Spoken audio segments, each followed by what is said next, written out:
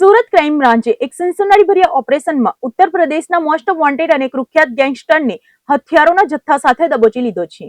UP પોલીસની આંખમાં ધૂળ નાખી સુરતમાં આશરો લઈ રહેલા 1.5 લાખના ઇનામી બદમાશ સોલેસિંહ જોનપુરવાળાને ક્રાઇમ બ્રાન્ચે 2 પિસ્તોલ અને 6 જીવતા કારતૂસ સાથે ઝડપી પાડ્યો છે। સુરત શહેર સેફ 7 તરીકે ઓળખાય છે, પરંતુ બહારના રાજ્યોના રીઢા ગુનેગારો અહીં આવીને આશરો લેતા હોવાના કિસ્સા અવારનવાર સામે આવે છે। તેવામાં સુરત ક્રાઇમ બ્રાન્ચને એક મોટી અને આંતરરાજ્ય કક્ષાની સફળતા સાંપડી છે। ક્રાઇમ બ્રાન્ચની ટીમે ગુપ્ત બાતમીના આધારે વોચ ગોઠવીને ઉત્તર પ્રદેશના જોનપુરના કુખ્યાત અને મોસ્ટ વોન્ટેડ ગેંગસ્ટર સોલેસિંહને સુરતની સરહદમાંથી દબોચી લીધો છે। પોલીસના સકંજામાં આવેલા આ શૂટર અને ગેંગસ્ટર સોલેસિંહને ઝડપી લેતા ક્રાઇમ બ્રાન્ચના અધિકારીઓ પણ ચોંકી ઉઠ્યા હતા। તેની પાસેથી લોડેડ હાલતમાં 2 તીક્ષ્ણ અને અત્યાધુનિક પિસ્તોલ તેમજ 6 નંગ જીવતા કારતૂસ કબજે કરવામાં આવ્યા છે। સુરતમાં કોઈ મોટી ગેંગવોર કે હત્યાના ગુનાને અંજામ આપવા માટે આ હથિયારો લાવવામાં આવ્યા હતા કે કેમ તે દિશામાં હવે પોલીસે તપાસ કેન્દ્રિત કરી છે। પકડાયેલો આરોપી સોલેસિંહ ઉત્તર પ્રદેશ પોલીસ માટે માથાનો દુખાવો બનેલો હતો। તેની ગુનાહિત પ્રોફાઇલ એટલી ખતરનાક હતી કે યુપીમાં તેના વિરુદ્ધ સરેઆમ હત્યાની કોશિશ, આર્મ્ડ એક્ટ અને કરોડો રૂપિયાની ખંડણી વસૂલવા સહિતના કુલ 5 જેટલા અત્યંત ગંભીર ગુનાઓ સત્તાવાર રીતે નોંધાયેલા છે। તે લાંબા સમયથી યુપી પોલીસને ચકમો આપી નાસ્તો ફરતો હતો। આરોપીની ભયાનકતા અને ગુનાખોરીને જોતા ઉત્તર પ્રદેશ સરકાર અને યુપી પોલીસ દ્વારા ગેંગસ્ટર સોલેસિંહ ઉપર ₹1.5 લાખ એટલે કે 1.5 લાખ રૂપિયાનું રોકડ ઇનામ જાહેર કરવામાં આવ્યું હતું।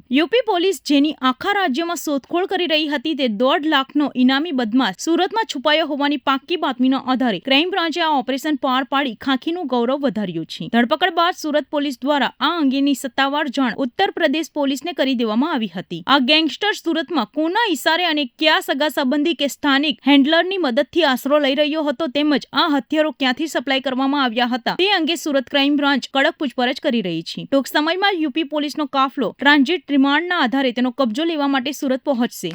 સુરત શહેર પોલીસ કમિશનર અનુપમસિંહ ગેહલોત સાહેબના માર્ગદર્શન હેઠળ સમગ્ર સુરતમાં ગેરકાયદેસર જે પણ પ્રવૃત્તિ કરતા હોય તમામ વિષયો ઉપર વોચ રાખવામાં આવી રહી છે અને ક્રાઇમ બ્રાન્ચની જે એન્ટી ઓર્ગેનાઇઝ સ્ક્વોડ છે એના પોલીસ ઇન્સ્પેક્ટર, સબ ઇન્સ્પેક્ટરને એક ચોક્કસ બાતમી એ હકીકત આધારે એક આરોપી જેનું નામ આનંદસિંહ ઉર્ફે સોલેસિંહ ઉર્ફે સચિનસિંહ અશોકસિંહ ઠાકુર, આ વ્યક્તિ પોતે જોનપુરનો છે, એની ધરપકડ કરવામાં આવી છે। આનંદસિંહના કબજામાંથી 2 પિસ્ટલ અને 6 જીવતા રાઉન્ડ મળેલા છે। આનંદસિંહની વધુ પૂછપરછ કરતાં આ આનંદસિંહ એ જોનપુરની સોલે ગેંગનો મુખ્ય આરોપી છે। આ સોલે ગેંગ આ આનંદસિંહે બનાવેલી છે। આનંદસિંહ એ પોતે પોતાનું નામ પણ આનંદસિંહ ઉર્ફે સોલેસિંહ તરીકે ઓળખાવે છે અને આ સોલેસિંહ જે છે આનંદસિંહ એ અલગ અલગ 5 જેટલા ગુનાઓમાં ઉત્તર પ્રદેશના જોનપુરમાં અને ઉત્તર પ્રદેશના જોનપુરની સાથે સાથે જે પ્રતાપગઢ છે એ પ્રતાપગઢ જિલ્લામાં પણ વોન્ટેડ છે।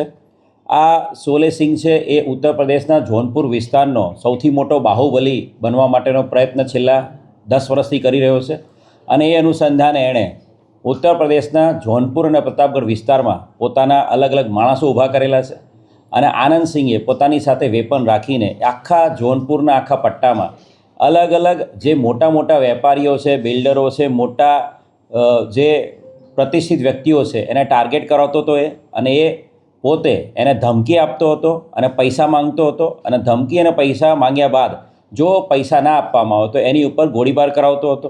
ઉત્તર પ્રદેશના પ્રતાપગઢમાં એણે પોતે એ જે એના મિત્ર છે નીતેશ તિવારી, એના ભાઈ પર જ્યારે હુમલો થયો હતો ત્યારે 2025માં એણે પોતે સોનુ ઉપાધ્યાયની ઉપર ફાયરિંગ કરાવ્યું હતું અને એની પર 3 રાઉન્ડ ફાયર કરેલા હતા। સાથે સાથે જોનપુર બદલાપુરમાં પણ સેન્ટ ઝેવિયર સ્કૂલના પ્રિન્સિપલ જોસેફ એની ઉપર 3 મહિનાની અંદર 2 વખત એણે હુમલો કરાવ્યો હતો। બંને વખત એના સ્કૂલની બહાર એ પ્રિન્સિપલની ઉપર એણે ફાયરિંગ કરાવેલા હતા। એ જ રીતે બદલાપુરમાં પણ એણે એક ડૉક્ટર પાસે પૈસાની માંગણી કરી હતી અને પૈસાની માંગણી બાબતે એને ડરાવવા માટે એના ડૉક્ટર ઉપર પણ 5 રાઉન્ડ ફાયરિંગ કર્યું હતું। એની સાથે સાથે બક્સાની અંદર એક બેંક મેનેજર પાસે 2 લાખ રૂપિયાની માંગણી કરી હતી અને બેંક મેનેજર ઉપર પણ એણે ધમકી આપેલી હતી અને એને મારી નાખવાની, જાનથી મારી નાખવાની ધમકી આપી હતી। કુલ 5 જેટલા ગુનાઓમાં જેમાંથી 4 અટેમ્પ્ટ ટુ મર્ડર છે અને 1 ધમકીનો ગુનો છે, એવા 5 જેટલા ગુનાઓમાં છેલ્લા લાંબા સમયથી આનંદસિંહ ઉર્ફે સોલેસિંહ જે સોલે ગેંગનો મુખ્ય સૂત્રધાર છે એ વોન્ટેડ હતો અને એને પકડવા માટે અત્યાર સુધીમાં ઉત્તર પ્રદેશની પોલીસ પણ સુરતમાં 2-3 વખત મહેનત કરી ચૂકેલી છે, પરંતુ છેલ્લા ઘણા સમયથી ડીસીપી ક્રાઇમ બ્રાન્ચ રોજિયા સાહેબના માર્ગદર્શન હેઠળ સમગ્ર ક્રાઇમની ટીમ આની અંદર એક્ટિવ હતી અને ચોક્કસ ટેકનિકલ ઇન્ટેલિજન્સ અને હ્યુમન ઇન્ટેલિજન્સ આધારે પલસાણા ખાતેથી આરોપીને પકડી પાડવામાં આવ્યો છે. આરોપીના ગુનાહિત ઇતિહાસની વાત કરીએ તો આરોપી વિરુદ્ધમાં 2018માં મર્ડરનો પણ એક ગુનો દાખલ થયેલો છે અને એની સાથે સાથે એની વિરુદ્ધમાં આર્મ્સ એક્ટના ગુનાઓ પણ ત્યાં જોનપુર અને બક્સામાં દાખલ થયેલા છે. ખૂબ મોટી સફળતા ઉત્તર પ્રદેશ જોનપુરના આ સોલે ગેંગના મુખ્ય સૂત્રધાર આનંદસિંહને પકડવામાં ક્રાઇમ બ્રાન્ચને મળી છે અને સુરત શહેરની અંદર કોઈપણ પ્રકારના ક્રાઇમને અંજામ આપે એ પહેલાં ચોક્કસ ઇન્ટેલિજન્સ અને ટેકનિકલ ઇન્ટેલિજન્સ આધારે આ આરોપી પકડી પાડવામાં આવ્યો છે. સર, આરોપી આટલો ચાલાક હતો, કોઈ ટેકનોલોજી ઉપયોગ કરતો હતો કે નહીં મોબાઈલ? અત્યાર સુધીમાં જેની પ્રાથમિક પૂછપરછ કરી છે એ પ્રમાણે આરોપી જ્યાં જ્યાં રોકાતો હતો ત્યાં પોતાનો ફોન હંમેશા બંધ રાખતો હતો અને ત્યાંથી 50થી 100 કિલોમીટર દૂર જઈને જ્યાં એણે જોનપુર અને પ્રતાપગઢમાં પણ જે ધમકીના અને ફાયરિંગના ગુનાઓ થયેલા છે એ ધમકીઓ આપવા માટે બી એ પોતાના ઘરના વિસ્તારથી 100 કિલોમીટર દૂર જઈને ફોન સ્વિચ ઓન કરીને ત્યાંથી એ સિમ કાર્ડ નવું યુઝ કરીને ફોનથી ધમકી આપતો હતો. અહીંયા સુરત ખાતે પણ એ છેલ્લા ઘણા સમયથી રહેતો હતો, તો જ્યાં એ રહેતો હતો એ વિસ્તારમાં ક્યારેય ફોન યુઝ નહોતો કરતો. એ અન્ય વિસ્તારમાં જઈને દૂર 40-50 કિલોમીટર દૂર જઈને ફોનનો ઉપયોગ કરતો, જેથી કરીને ટેકનિકલ સર્વેલન્સમાં કે ટેકનિકલ ઇન્ટેલિજન્સ આધારે જો કામ કરવામાં આવે તો પણ એ આરોપીની ચોક્કસ વેરાબાઉટ્સ મળે નહીં. પરંતુ ખૂબ જ થરો ઇન્વેસ્ટિગેશન, જે તપાસ છેલ્લા 3 મહિનાથી જે હકીકત જોનપુર અને પ્રતાપગઢ જિલ્લામાંથી મળેલી હતી એ અનુસંધાને ક્રાઇમ બ્રાન્ચ છેલ્લા 2 મહિનાથી આ આરોપીને પકડવા માટે લાગેલી હતી અને એના કારણે જ આ સફળતા આ આરોપીને પકડવામાં ક્રાઇમ બ્રાન્ચને મળી છે.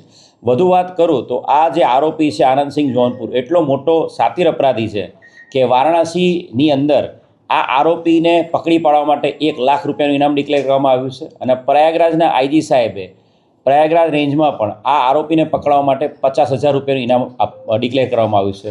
કુલ મળીને 1.5 લાખ રૂપિયાનો જે ઇનામી આરોપી છે એને પકડી પાડવામાં ક્રાઇમ બ્રાન્ચને સફળતા મળી છે.